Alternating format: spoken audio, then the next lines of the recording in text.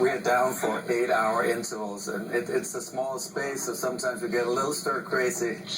And we bring down the camera to show our families whenever we see something interesting. You've not only seen some remarkable things down there, but you've heard some amazing things. Yes, in fact, it's one of our jobs. Before we can use the sonar, we have to check if there's any marine mammals in the area. And this is because the seismic mapping, the sonar you use for the mapping, could be harmful to marine mammals. Yes, that's right. Paul, this is similar to what you've described. Yes, this affects marine mammals too. This can kill them, actually. How do you determine if there are marine mammals in the area when you start this process? Well, we listen. There is a regulated 60-minute listening interval called the marine mammal observation to make sure there is no animals in the area before we begin. And it was after one of these listening intervals that you experienced something terrifying back in 2010? Yes. Where did this take place? Off the Jan Mayen Ridge in the Norwegian Sea. Here, let's take a look at this.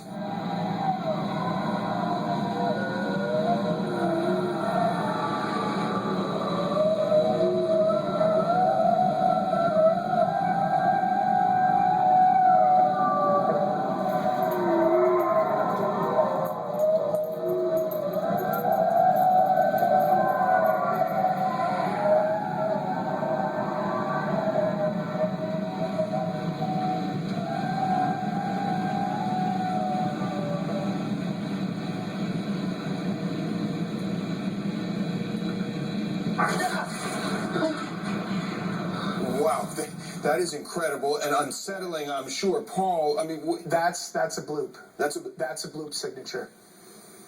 Torsten, you were told at the time that these were the sounds of pilot whales, right? Yes.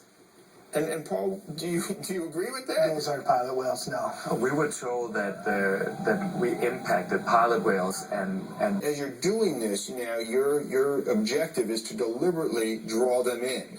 Yes. How do you do this? Well, we used the bloop recordings. So we played the bloop recordings out into the ocean, much as what Dr. Robinson did.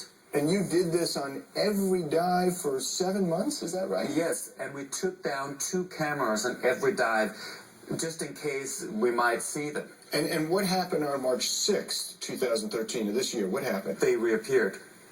Let us take a look. I want to give folks a quick glimpse of that amazing footage, and this is from the first camera.